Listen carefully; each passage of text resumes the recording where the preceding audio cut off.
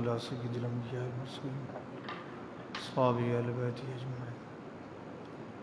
اللهم ارزقنا علما نافعا وفهما كاملا ورزقا حلالا طيبا مباركا فيه وشفاء من كل داء. اللهم نور قلوبنا بزينة الذكر والعلم والعرفان.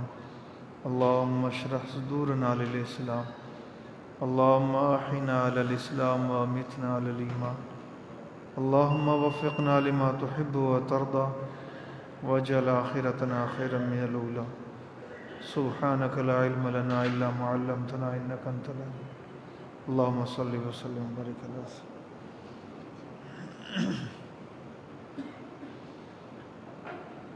بسم اللہ الرحمن الرحیم.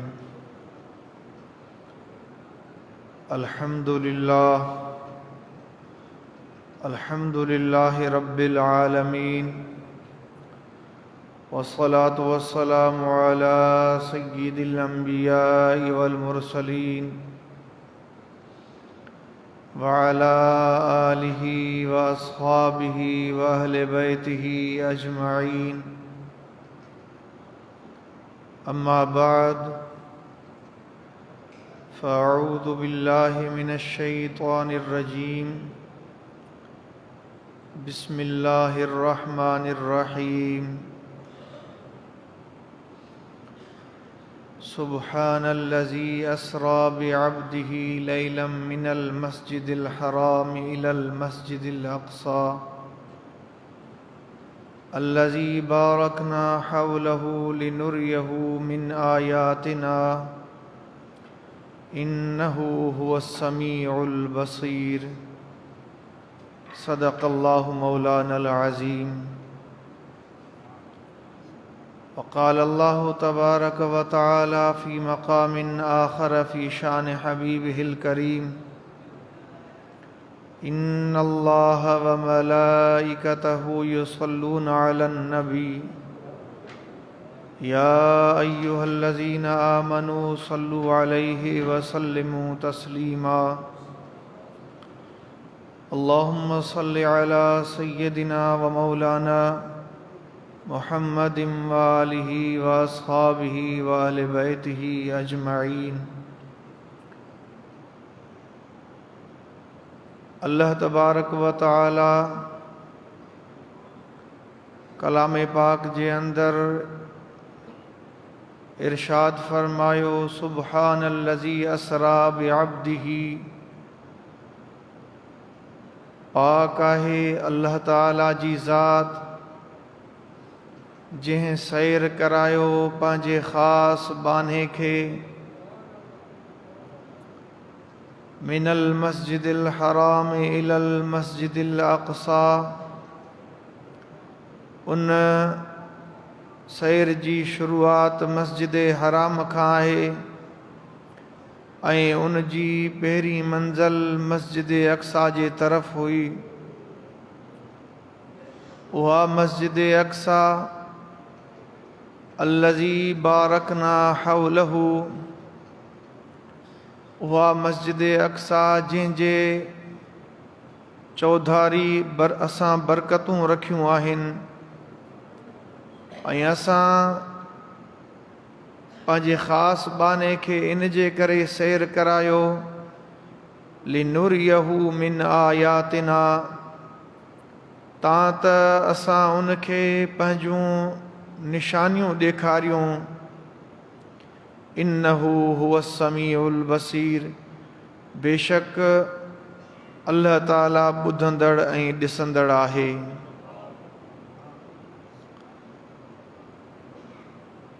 मेराज शरीफ़ जूं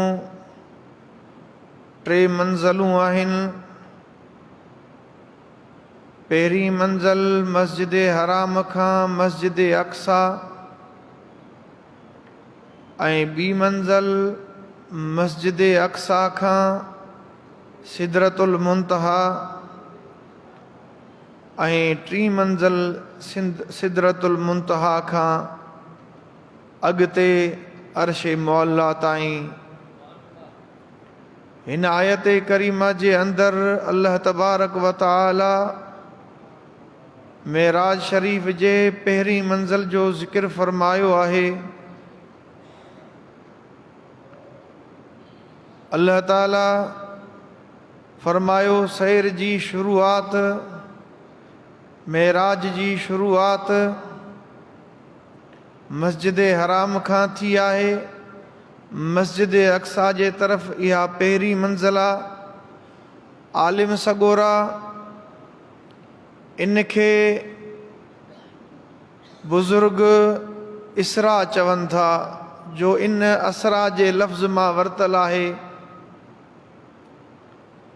इन मंज़िल जो नालो इसरा आहे ऐं मस्जिद अक्सा खां सिदरतुल मुंतहा ताईं जेका मंज़िल आहे उनखे मेराज ऐं सिदरतुल मुंतहा खां अॻिते लामकान ताईं अर्श मुअल्ला ताईं उहो आहे एराज। अल्लाह तबारक व तआला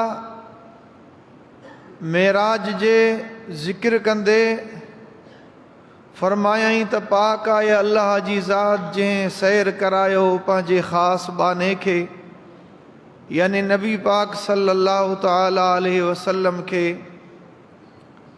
रात जे थोरे हिस्से में मस्जिद हराम खां मस्जिद अक्सा जे तरफ़, उहा मस्जिद अक्सा जंहिंजे चौधारी असां बरकतूं रखियूं आहिनि,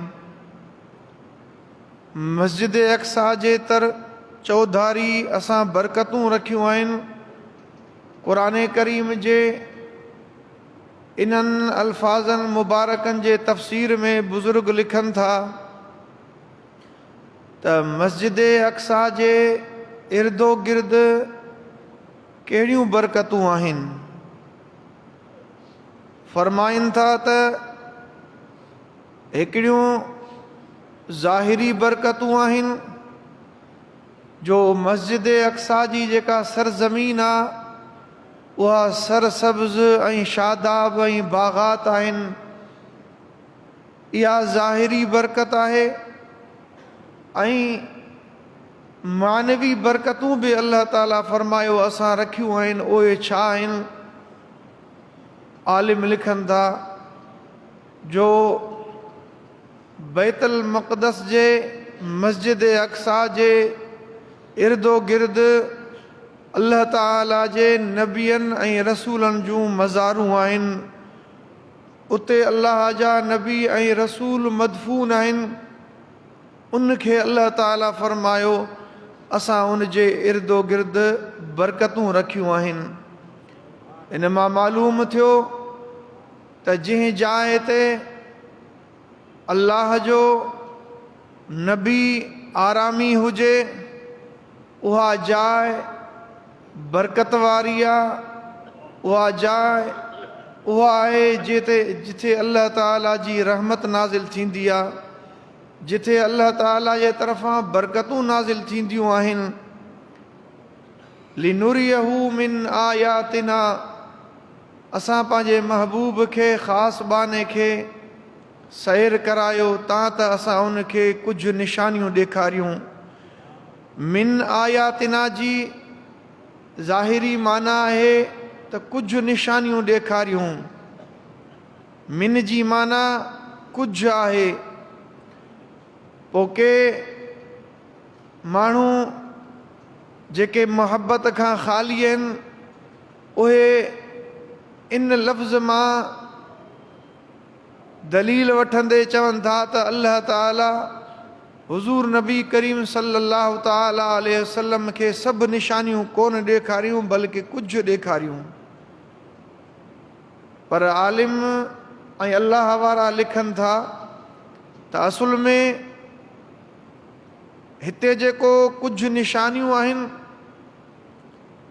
निशानियूं कुझु अहिड़ियूं आहिनि जेके ॾिसण सां ताल्लुक़ रखनि थियूं ऐं कुझु निशानियूं अहिड़ियूं आहिनि जेके चखण सां ताल्लुक़ रखनि पियूं ऐं कुझु निशानियूं जेके ॿुधण सां ताल्लुक़ रखनि पियूं। मिसाल तौर मेराज वारे इन सफ़र में हुज़ूर नबी करीम सल्लल्लाहु अलैहि वसल्लम जो खीर वापराइण इहा बि निशानी आहे जंहिंजो ताल्लुक़ चखण सां आहे।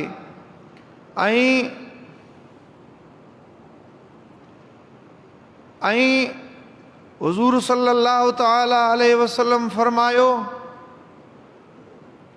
त लोहे महफूज़ में जेकी कुझु लिखिजे पियो उन लिखत में जो कलम हले पियो उन कलम जो जेको आवाज़ आहे उहो बि मां मुहम्मद पंहिंजे कननि सां ॿुधो। इहा बि निशानी आहे, इन जो ताल्लुक़ ॿुधण सां आहे। पोइ हिते अल्लाह तबारक व तआला फ़क़ति जेको मिन जो लफ़्ज़ इस्तेमालु फ़रमायो उन्हनि निशाननि जे वास्ते जिन जो ताल्लुक़ ॾिसण सां आहे, यानी निशानियूं सभु अल्लाह ताला हुज़ूर सल्लल्लाहु तआला अलैहि वसल्लम खे ॾेखारियूं। जेके निशानियूं ॾेखारियूं वियूं उहे सभिनी निशानियुनि जो कुझु आहिनि। कुझु अहिड़ियूं निशानियूं हुयूं जेके ॿुधण सां ताल्लुक़ रखनि पियूं, कुझु अहिड़ियूं निशानियूं जेके चखण सां ताल्लुक़ रखनि पियूं। त मिन जो जेको लफ़्ज़ अल्लाह ताला फ़रमायो उहो इन एतबार सां त जेके बि निशानियूं आहिनि उहे ॾेखारण वारियूं निशानियूं उन्हनि जो सभिनी निशानियुनि जो यानी कुझु आहिनि, हिसो आहिनि। लिनुरियहू मिन आयातिना, त असां उनखे पंहिंजूं निशानियूं ॾेखारियूं। इन्नहू हुव समीउल बसीर, बेशक अल्लाह ताला ॿुधंदड़ ऐं ॾिसंदड़ आहे। नबी पाक अलैहिस्सलातु वस्सलाम खे अल्लाह तबारक व तआला मेराज करायो। इहो मेराज जिस्मानी हो या रूहानी हो, ख्वाब जे ज़रिए हो, मुख़्तलिफ़ ॻाल्हियूं आहिनि। पर जेके अहले सुन्नत जा आलिम आहिनि, अल्लाह वारा आहिनि, उन्हनि सभिनी जो इत्तिफ़ाक़ आहे त नबी पाक अलैहिस्सलातु वस्सलाम खे जेको मेराज थियो सो जिस्मानी हो। कुझु हदीसनि में अहिड़ा लफ़्ज़ मुबारक मिलनि था जिन मां इहो मालूम थिए थो त मेराज ख्वाब जे ज़रिए थियो आहे। उन्हनि अल्फाज़नि खे वठी करे पोइ माण्हू इहो चवनि था त मेराज ख्वाब जे ज़रिए हो। पर आलिम ऐं बुज़ुर्ग लिखनि था त नबी पाक अलैहिस्सलातु वस्सलाम खे अल्लाह तबारक व तआला 34 दफ़ा मेराज करायो। हिकु दफ़ो न बल्कि 34 दफ़ा। उनमें 33 दफ़ा उहो ख्वाब जे ज़रिए हो ऐं हिकिड़ो दफ़ो उहो जिस्मानी हो, ज़ाहिरी हो। ऐं इहो ईअं आहे जीअं नबी पाक अलैहिस्सलातु वस्सलाम वटि जॾहिं पहिरियों भेरो जिब्रील अमीन आयो, हुज़ूर सल्लल्लाहु तआला अलैहि वसल्लम फरमायो उनखां अॻु में मूंखे ख्वाबनि जे ज़रिए मूं वटि वही ईंदी हुई। यानी ख्वाबनि जे ज़रिए नबी पाक अलैहिस्सलातु वस्सलाम वटि वही ईंदी हुई ऐं पोइ जिब्रील अमीन ज़ाहिरी सूरत वठी करे अल्लाह जे तरफ़ां वही खणी आयो। त आलिम लिखनि था त अहिड़े नमूने सां इब्तिदा में नबी पाक अलैहिस्सलातु वस्सलाम खे ख्वाब जे ज़रिए मेराज करायो वियो ऐं पोइ आख़िरी भेरो 34 भेरो नबी पाक अलैहिस्सलातु वस्सलाम खे जिस्मानी ऐं ज़ाहिरी मेराज करायो वियो। ऐं मूं अर्ज़ु कयो हो त कमाल त इहो आहे, मौजिज़ो त इहो आहे, ख्वाब जे ज़रिए मेराज करणु। इहो ख्वाब जे ज़रिए अल्लाह तबारक व तआला जो दीदार करणु इहो नबी पाक अलैहिस्सलातु वस्सलाम सां ख़ासि नाहे, बल्कि ॿियनि नबियनि खे ऐं खोड़ सारनि उम्मत जे वलियनि खे बि इहा ज़ियारत नसीब थी आहे। कमाल ऐं मौजज़ो इहो आहे जो हुज़ूर अलैहिस्सलातु वस्सलाम ज़ाहिरी सूरत वठी करे ज़ाहिरी जिस्म सां नबी पाक अलैहिस्सलातु वस्सलाम मेराज कयो। ऐं जेॾीमहिल नबी पाक अलैहिस्सलातु वस्सलाम इहा ख़बर ॾिनी त आऊं रातो राति हितां खां मस्जिद अक़सा जे तरफ़ ऐं मस्जिद अक़सा खां आसमाननि जे तरफ़ ऐं पोइ अर्शनि जो सैर करे आयो आहियां ऐं राति ई राति वरी मोटी आयो आहियां, त काफ़र इहा ॻाल्हि ॿुधी ऐं ठठोल करणु लॻा। काफ़रनि इनकार कयो ऐं चयो त इहो कीअं थो थी सघे।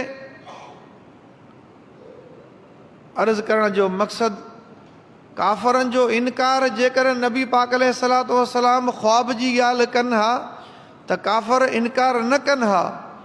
काफ़रनि जो इनकार करणु ऐं टोक करणु इहो इन करे हो जो नबी पाक अलैहिस्सलातु वस्सलाम ख़्वाब जी ॻाल्हि न कई, बल्कि नबी पाक अलैहिस्सलातु वस्सलाम फरमायो त मां ज़ाहिरी सूरत वठी करे बैतुल मक़दस ऐं पोइ उनखां पोइ आसमाननि जे सैर करे आयो आहियां।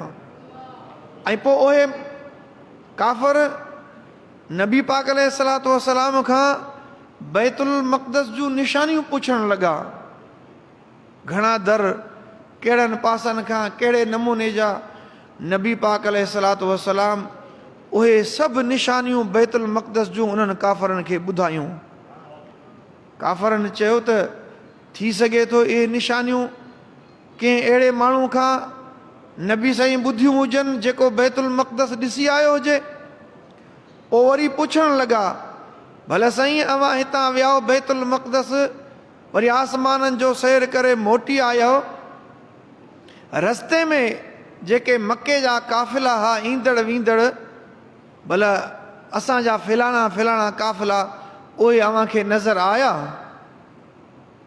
अल्लाहु अकबर कबीरा। नबी पाक अलैहिस्सलातु वस्सलाम उन्हनि खे फरमायो त हाओ मक़ामे रोहा में मूंखे तव्हांजो फलाणो काफ़िलो नज़र आयो जंहिंजो उठ विञाइजी वियो हो ऐं उहो पंहिंजे उठ जे तलाश में हा। ऐं मक़ामे ज़ी तवा में मूं तव्हांजो फलाणो काफ़िलो ॾिठो हो जो मुंहिंजे सुवारी जे गुज़रण जे करे उन्हनि जो उठ छिरकिजी वियो ऐं जंहिंजे करे जेके ॿई सुवार हुआ उन उठ जे छिरकजण जे करे ॿई किरी पिया उठ तां ऐं उन्हनि मां हिकिड़े जी बांह भॼी पई। नबी पाक अलैहिस्सलातु वस्सलाम इहो बि ॿुधायो ऐं पाण फरमायूं त मक़ामे तनईम वटि तव्हांजो फलाणो काफ़िलो हो। उन्हनि पुछा कई त साईं ॾियो ख़बर उन काफ़िले में माण्हू घणा हुआ ऐं उन काफ़िले जी नौयत कहिड़ी हुई। नबी पाक अलैहिस्सलातु वस्सलाम उहो बि ॿुधायो। पाण फरमायूं उन में हेतिरा माण्हू हुआ ऐं उन काफ़िले जे अॻियां भूरे रंग जो हिकिड़ो उठ आहे जंहिंजे मथां ॿ धारीदार बोरियूं पियल आहिनि ऐं उहो सुबुह जो सवेर मके शरीफ़ में पहुची वेंदो काफ़िलो। काफ़र इहो ॿुधी करे चयूं त जेसि ताईं ॿियूं ॻाल्हियूं त सुबुह जो सवेर वञी मके शरीफ़ जे ॿाहिरि उन्हनि जबलनि ते वेही रहिया त ॾिसूं त इहा ॻाल्हि भला सची थिए थी। वाक़ई जीअं सुबुह थी त सुबुह थियण साण ई उहो काफ़िलो जंहिंजी ख़बर नबी पाक अलैहिस्सलातु वस्सलाम ॾिनी उहो काफ़िलो मके शरीफ़ सुबुह सां पहुची वियो ऐं उहे अलामतूं उन जूं हुयूं जेके नबी पाक अलैहिस्सलातु वस्सलाम ॿुधायूं। ऐं जेॾीमहिल इहा ख़बर नबी पाक अलैहिस्सलातु वस्सलाम मुशरिकनि सां कई त मुशरिकनि जी हिकिड़ी जमायत अबू बकर सिद्दीक़ रज़ियल्लाहु तआला अन्हु वटि वई। उनखे चयऊं त छा को ईअं थी सघे थो त हिकिड़ो माण्हू रातो राति हितां खां बैतुल मक़दस वञे मोटी अचे। अबू बकर सिद्दीक़ रज़ी अल्लाह ताला अन्हु फरमायो त न, महीने जो पंधु आहे, कीअं थो थी सघे। तॾहिं चयूंसि त पोइ तुंहिंजो दोस्त मुहम्मद उहा ई दावा थो करे त मां रातो राति बैतुल मक़दस वियो आहियां, आसमाननि जो सैर करे वरी मोटी आयो आहियां। अतुसद्दिक़ू, हज़रत अबू बकर सिद्दीक़ रज़ी अल्लाह ताला अन्हु खां पुछियो, छा तूं उनजी तस्दीक़ करीं थो? तॾहिं अबू बकर सिद्दीक़ रज़ी अल्लाह ताला अन्हु फरमायो, नअम अना उसद्दिक़ू, मां उनजी तस्दीक़ कयां थो, बल्कि मां पंहिंजे महबूब जी तस्दीक़ त अहिड़ियुनि ॻाल्हियुनि में कई आहे जेके इन खां बि मथां आहिनि। मुंहिंजे महबूब मूंखे ख़बर ॾिनी, मुंहिंजे रब जे मुतालिक़ मूं रब कोन ॾिठो, रुगो मां पंहिंजे महबूब जे चवण ते ईमान आंदो त मुंहिंजो महबूब जेकी कुझु चवे थो उहो सच आहे। इहो ॿियनि जे लाइ आहे। नबी पाक अलैहिस्सलातु वस्सलाम जी मूं तस्दीक़ अहिड़ियुनि ॻाल्हियुनि में कई आहे जेके इन खां बि मथे आहिनि। बहरहाल काफ़रनि जो इहो हुल हंगामो ऐं इहे एतिराज़ात, इहे सभु ॻाल्हियूं इन ॻाल्हि जे मथां शाहिद ऐं दलील आहिनि त नबी पाक अलैहिस्सलातु वस्सलाम खे मेराज जिस्मानी थियो। नबी पाक अलैहिस्सलातु वस्सलाम मेराज जी शुरूआत किथां थी? मुख़्तलिफ़ रिवायतूं आहिनि। पाण हतीम में आरामी हा, या बीबी उम्मे हानी जे घर आरामी हा, या वरी शोबे अबी तालिब में हा। मुख़्तलिफ़ रिवायतूं आहिनि, पर हतीम जे वारी रिवायत घणी आहे। या बीबी उम्मे हानी जे घर नबी पाक अलैहिस्सलातु वस्सलाम वटि जिब्रील अमीन हाज़िर थियो, मलाइकनि जो लश्कर वठी करे। अल्लाह तबारक व तआला जो हुकुम थियो जिब्रील अमीन खे त ए जिब्रील, जन्नत सिंगार, जहन्नम जा दरवाज़ा बंदि कर। मलाइकनि जो फ़ौज वठी करे मुंहिंजे महबूब जे बारगाह में हाज़िर थी ऐं चवींसि त तुंहिंजो रब तोखे सलाम ॾिए थो ऐं तोखे पंहिंजे दीदार लाइ घुराए थो। जिब्रील अमीन मलाइकनि जी फ़ौज वठी करे हुज़ूर सल्लल्लाहु तआला अलैहि वसल्लम जे ख़िदमत में आयो। बुराक बि साण जन्नत मां बुराक बि काहे आयो। आलिम लिखनि था त जिब्रील अमीन जेॾी महिल जन्नत मां बुराक काहिण वियो, ॾिठईं त सभु बुराक हिक ॿिए खां सुहिणा सघा मतारा हा। हिकिड़े बुराक ते नज़र पियसि त उहो डुबरो हो ऐं रोई रहियो हो। जिब्रील अमीन उन वटि वियो, छो थो रोईं? ही जन्नत में सभु नेमतूं आहिनि ऐं सभु बुराक। नबी पाक अलैहिस्सलातु वस्सलाम फरमायो बुराक जे मुतालिक़ त बुराक अहिड़ो जानवर हो जेको खच्चर खां नंढो, गॾह खां कद में वॾो ऐं अछे रंग जो हिकिड़ो जानवर हो सुवारी जो, जेको मूं वटि पेश कयो वियो। त जिब्रील अमीन उन बुराक वटि वियो त ॿिया सभु बुराक सघा मतारा आहिनि ऐं तूं जन्नत में हूंदे डुबरो लॻो पियो आहीं।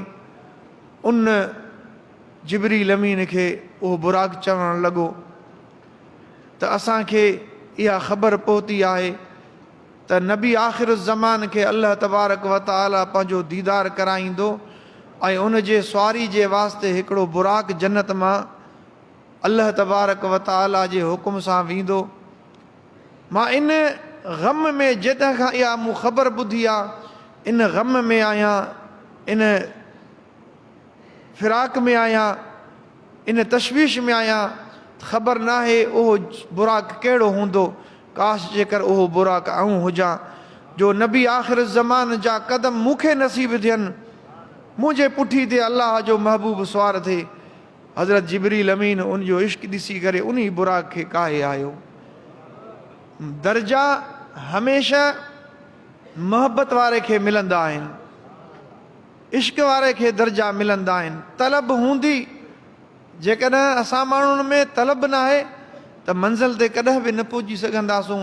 मंज़िल ते उहो माण्हू पुॼंदो जंहिंजे अंदरि तलब हुजे। सिधे वाट ते हलण जे तलब हुजे, अल्लाह जी तलब हुजे,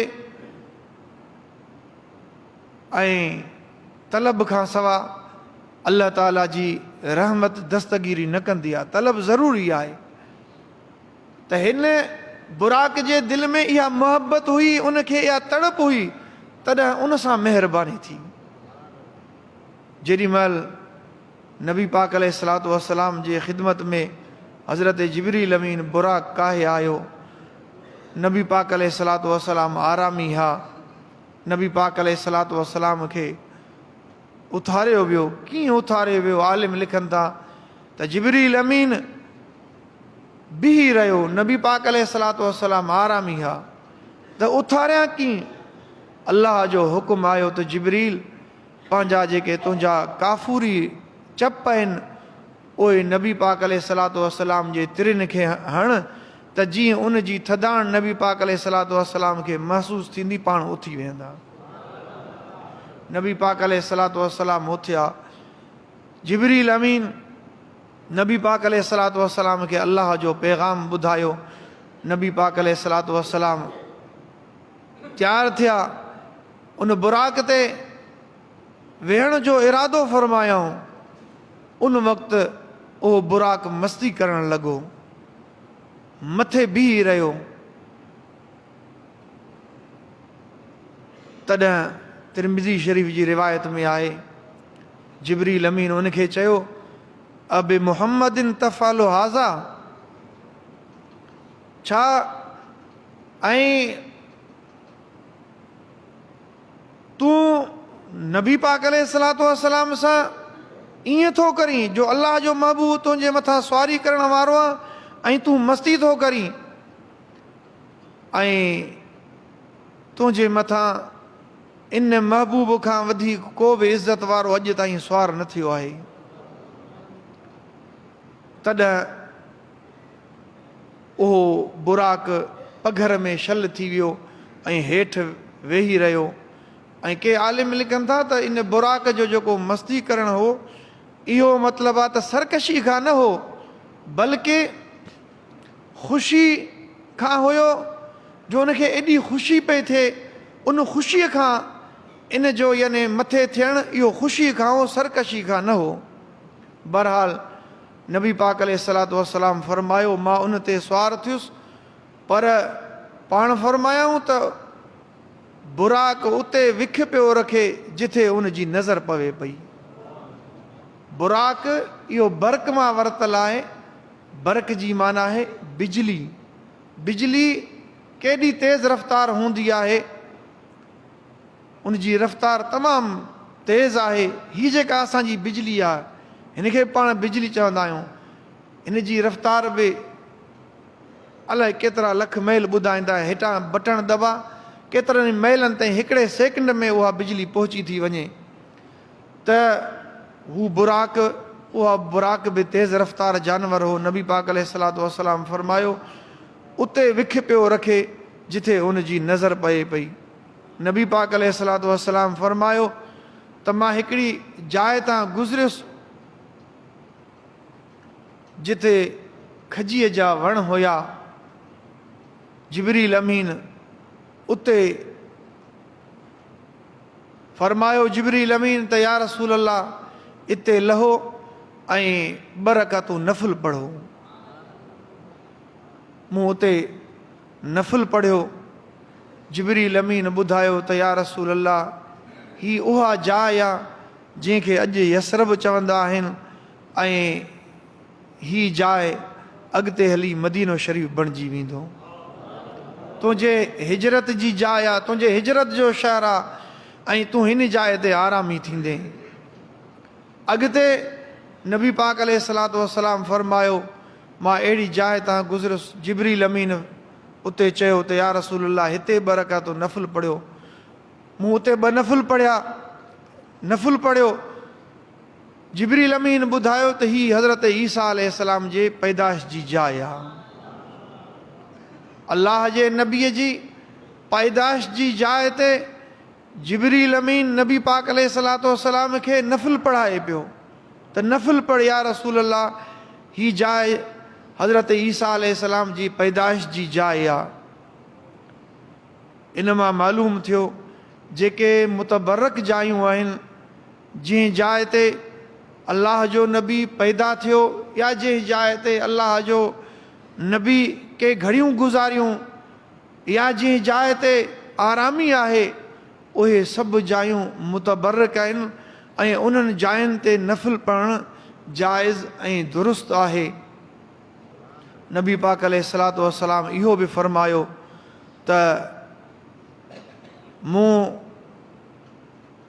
हज़रत मूसा अलैहिस्सलाम जे क़बर वटां मुंहिंजी गुज़र थी, मूं ॾिठो त हज़रत मूसा अलैहिस्सलाम क़बर में निमाज़ पढ़ी रहियो हो ऐं मूं जे मथां सलाम वरायईं ऐं मूं उनखे सलाम जो जवाबु ॾिनो। अल्लाह जा नबी क़बरुनि में ज़िंदह हूंदा आहिनि ऐं उन्हनि खे क़बरुनि में रिज़्क़ ॾिनो वेंदो आहे। अल्लाह ताला जे तरफ़ां उहे रिज़्क़ बि खाईंदा आहिनि। नबियनि जो शान त मथे आहे, पर नबियनि जे बरकत सां जेके शहीद आहिनि, अल्लाह तबारक व तआला क़ुरान करीम में उन्हनि जे लाइ फ़रमायो बल अहयाउन इंद रब्बिहिम युरज़क़ून, उहे शहीद ज़िंदा हूंदा आहिनि, उन्हनि खे पंहिंजे रब वटां रिज़्क़ मिलंदो आहे।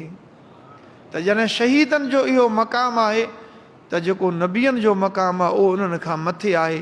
शहीद जेकॾहिं ज़िंदा हूंदा आहिनि, अल्लाह जो रिज़्क़ खाईंदा आहिनि, त फ़नबियुल्लाहि हय्युन युरज़क़ु, हदीस शरीफ़ में आहे अल्लाह जो नबी ज़िंदा हूंदो आहे, अल्लाह जे तरफ़ां उन्हनि खे रिज़्क़ मिलंदो आहे, उहो अल्लाह जो रिज़्क़ खाईंदा आहिनि। नबी पाक अलैहिस्सलातु वस्सलाम फ़रमायो त मूसा अलैहिस्सलाम वटां मुंहिंजो गुज़र थियो। मूसा अलैहिस्सलाम पंहिंजे क़बर में निमाज़ पढ़ी रहियो हो। नबी पाक अलैहिस्सलातु वस्सलाम फ़रमायो त बैतुल मक़दस आयासूं, मूं पंहिंजी बुराक मुंहिंजी सुवारी खे जिब्रील अमीन उन पथर सां ॿधो जंहिं पथर सां नबियनि जे सुवारनि खे ॿधो वेंदो आहे। ऐं पोइ नबी पाक अलैहिस्सलातु वस्सलाम फ़रमायो त जीअं मां बैतुल मक़दस में आयुसि त सभु नबी सॻोरा हज़रत आदम अलैहिस्सलाम खां वठी हज़रत ईसा अलैहिस्सलाम ताईं सभु बैतुल मक़दस में मौजूदु हुया। पोइ आज़ान आई, तकबीर लॻी, सभु इन इंतज़ार में आहिनि त केरु अॻिते मुसले ते बीही करे निमाज़ पढ़ाईंदो। नबी पाक अलैहिस्सलातु वस्सलाम फ़रमायो त जिब्रील अमीन मूंखे हथ मां वठी करे ऐं चवणु लॻो या रसूल अल्लाह, निमाज़ तूं पढ़ाईंदे, अल्लाह जो इहो हुकुम आहे, हे सभु नबी तुंहिंजा मुक़्तदी थींदा ऐं तूं उन्हनि जो इमाम थींदे। असुल में हिन जाइ ते सभिनी नबियनि खे गॾु करणु ऐं नबी पाक अलैहिस्सलातु वस्सलाम खे उन्हनि जो इमाम करणु, इहो सभु इन जे लाइ हो निमाज़ अक़सा में था यही सिर अया हो माना अव्वल आख़िर। इन जे लाइ इहो सॼो एहतमाम इन जे लाइ थियो त जीअं हिन में इहो राज़ रखियलु हो त ख़बर पवे अव्वल केरु आहे, आख़िर केरु आहे। नबी पाक अलैहिस्सलातु वस्सलाम ज़ाहिरी दुनिया ते सभिनी नबियनि खां पोइ आया, पर बैतुल मक़दस में मस्जिद अक़सा में इन निमाज़ इहो ज़ाहिर कयो त सभु नबी पोइते आहिनि, अल्लाह जो महबूब सभिनी खां अॻिते बि मुसले ते सभिनी खे निमाज़ पढ़ाए पियो। नबी पाक अलैहिस्सलातु वस्सलाम फ़रमायो निमाज़ खां पोइ अल्लाह जे हर नबी ख़ुतबो ॾिनो, उन में अल्लाह ताला जी हमद, अल्लाह ताला जी तारीफ़ सना बयानु कई ऐं अल्लाह ताला उन जे मथां जेके नेमतूं कयूं उहे बयानु कई। ऐं आख़िर में नबी पाक अलैहिस्सलातु वस्सलाम बि ख़ुतबो इरशाद फ़रमायो ऐं उन में नबी पाक अलैहिस्सलातु वस्सलाम अल्लाह ताला जी हमद, अल्लाह ताला जी सना ऐं पंहिंजे मथां जेके अल्लाह जूं महिरबानियूं हुयूं, इहा वॾी महिरबानी हुई जेका मेराज वारी अल्लाह तबारक व तआला जे तरफ़ां नबी पाक अलैहिस्सलातु वस्सलाम फ़रमायो। उन खां पोइ पहिरीं इहा मंज़िल इहा उते पूरी थी। उन खां पोइ नबी पाक अलैहिस्सलातु वस्सलाम आसमाननि जे तरफ़ सैर कयो। नबी पाक अलैहिस्सलातु वस्सलाम इहो फरमायो त मेराज जी राति मां हिकु क़ौम वटां गुज़र थियो, जेके माण्हू जिन जे अॻियां हिकु देगिड़ीअ में पकल गोश्त पियल हो ऐं ॿी देगिड़ीअ में कचो किनो सड़ियल बदबूदार गोश्त हुयो। नबी पाक अलैहिस्सलातु वस्सलाम फरमायो त मूं उन्हनि खे ॾिठो त उहो पकल ऐं हलाल गोश्त छॾे करे उन मूसा तुंहिंजे हथ में छा आहे। इन जो इहो मतिलबु न आहे त अलाह ताला खे ख़बर न हुई त मूसा जे हथ में छा आहे ऐं मूसा खां पुछा पियो करे। न, हर सुवाल बेइल्मीअ जो दलील न हूंदो आहे, बल्कि सुवाल ऐं जवाब मां हिकिड़ो मक़सदु इहो हूंदो आहे त दुनिया खे ख़बर पवे, इन हक़ीक़त जी दुनिया खे ख़बर पवे। जिब्रील अमीन खां नबी पाक अलैहिस्सलातु वस्सलाम पुछा कि जिब्रील ही माण्हू केरु आहिनि। जिब्रील अमीन फरमायो त या रसूल अल्लाह, ही तुंहिंजे उम्मत मां उहे माण्हू आहिनि जिन खे अल्लाह तबारक व तआला पाक ऐं हलाल ज़ालूं अता फरमायूं, पर उहे पंहिंजे हक़ खे छॾे करे ऐं ख़बीस ऐं ज़ानी औरतुनि जे तरफ़ वञनि पिया, यानी जेके ज़िनाकार आहिनि। हे तुंहिंजे उम्मत जा ज़ानी आहिनि, उन्हनि जे लाइ ही सज़ा आहे। नबी पाक अलैहिस्सलातु वस्सलाम फरमायो हिकु अहिड़ी क़ौम वटां मुंहिंजो गुज़र थियो जंहिंखे मलाइक जिन जे मथनि खे पथरनि सां चिथनि पिया। मलाइक जो उन जे मथे खे पथर हणे त मथो उनजो चिथिजी वञे ऐं वरी उहो मथो उनजो सही सलामत थी वञे, वरी पथर हणेसि वरी चिथिजी वञे। अहिड़े नमूने सां उन्हनि खे अज़ाब थी रहियो हो। नबी पाक अलैहिस्सलातु वस्सलाम फरमायो, मूं जिब्रील अमीन खां पुछा कई त जिब्रील ही माण्हू केरु आहिनि। जिब्रील अमीन ॿुधायो, या रसूल अल्लाह, ही तुंहिंजे उम्मत मां उहे शख़्स आहिनि जेके दुनिया में निमाज़ कोन पढ़ंदा हुआ।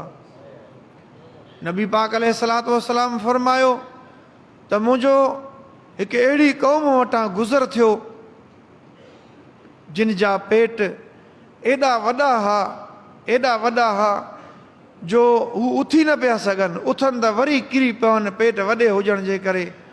मूं जिब्रील अमीन खां पुछा कई त जिब्रील ही केरु माण्हू आहिनि। जिब्रील अमीन ॿुधायो, या रसूल अल्लाह, ही तुंहिंजे उम्मत मां उहे माण्हू आहिनि जेके व्याज खोर आहिनि, जेके दुनिया में व्याज खाईंदा हुआ, उन्हनि जे लाइ आख़िरत में इहा सज़ा आहे। मूंखे हिकिड़े फ़क़ीर बि हज़रत पीर साईं छटदणी बादशाह जो नकुल ॿुधायो। उन पंहिंजो ख़्वाबु ॿुधायो त मूं ख़्वाबु ॾिठो त क़यामत क़ाइमु थियल आहे ऐं जन्नत खे सोनो कोट ॿाहिरियां आयल आहे, नफ़्सा नफ़्सी जो आलम आहे ऐं जन्नती माण्हुनि जूं कतारूं लॻूं पियूं आहिनि। त मूं ॾिठो त हज़रत पीर साईं छटदणी बादशाह बीठा आहिनि। मां अॻिते वधियुसि, पाण फरमायो फ़क़ीर तो देरि कई अच, ऐं पाण मूंखे जन्नत जे तरफ़ रवानो कयो। मूं ॾिठो त असांजी जमायत जा हिकिड़ा माण्हू किरिया पिया हुआ ऐं उन्हनि जा वॾा पेट हुआ, उथी न पिया सघनि, फतगनि पिया। मां उन्हनि खे सुञाणा पियो। मूं पीउ साईं खे अर्ज़ु कयो त क़िबला, ही बि त पंज जमायती आहिनि, अव्हां जा मुरीद आहिनि, फ़क़ीर आहिनि। पाण फरमायो फ़क़ीर तूं जन्नत में वञ, इन्हनि खे छॾ, इहे व्याज खोर आहिनि, इहे मुंहिंजा मुरीद न आहिनि। इन हदीस मां बि इहो ई मालूम थिए थो त जेके व्याज खोर आहिनि उन जा वॾा पेट हूंदा, उथी न सघंदा। ऐं हिन फ़क़ीर जे नकुल मां बि ईअं मालूम थिए थो त व्याज खोरनि जे लाइ आख़िरत में इहा सज़ा आहे। अल्लाह तबारक व तआला व्याज जी लहनत खां बचाए। अॼुकल्ह जे ज़माने में इहो व्याज एतिरो वधी वियो आहे जो उन व्याज खे हराम नथो सम्झियो वञे, उनखे बुरो महसूसु नथो कयो वञे। बहरहाल हर मुसलमान खे ख़बर आहे त व्याज केतिरो गुनाह आहे। अल्लाह ताला त ईअं क़ुर शरीफ़ में फ़रमायो, जेको व्याज खाए थो त अल्लाह सां गोया खे जंग जो ऐलान थो करे। पोइ जेको व्याज खां जेकॾहिं न मुड़ो त पोइ अल्लाह सां जंग जो ऐलान कयो। मुंहिंजा अज़ीज़ दोस्त मुसलमान भाउ, अल्लाह ताला इन बीमारी खां पनाह वेखे। हुज़ूर करीम सल्लल्लाहु तआला अलैहि वसल्लम फरमायो त उहे माण्हू जिब्रील अमीन ॿुधायो जेके उथी न पिया सघनि, वॾा उन्हनि जा पेट हा, उथनि त वरी किरी पवनि। फरमायईं त हे तुंहिंजे उम्मत मां उहे माण्हू आहे जेके दुनिया में व्याज खाईंदा हुआ। नबी पाक अलैहिस्सलातु वस्सलाम फरमायो त मुंहिंजो मेराज वारी राति हिकिड़े अहिड़े शख़्स वटां गुज़र थियो, हिकिड़ा अहिड़ा शख़्स हुया जिन काठियुनि जी वॾी भरी ॿधी हुई ऐं उहो खणण जी कोशिशि कनि पिया पर खणी न पिया सघनि, पर वेतर हुन में वरी ॿियूं काठियूं पिया विझनि। मूं जिब्रील अमीन खां पुछा कई, जिब्रील हिननि जो मामिलो छा आहे?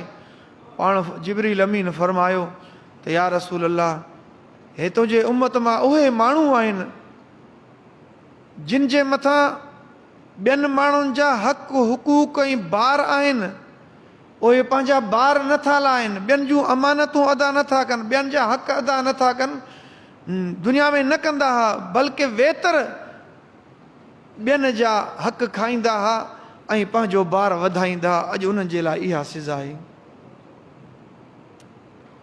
हदीस शरीफ़ में आहे, नबी पाक अलैहिस्सलातु वस्सलाम फरमायो, मनिल मुफ़लिस, सहाबियो ॿुधायो त मुफ़लिस ऐं सुञो केरु शख़्स आहे? साहबनि अर्ज़ु कयो, या रसूल अल्लाह, असां त उनखे सुञो चवंदा आहियूं जंहिं वटि दिरहम ऐं दीनार न हुजे।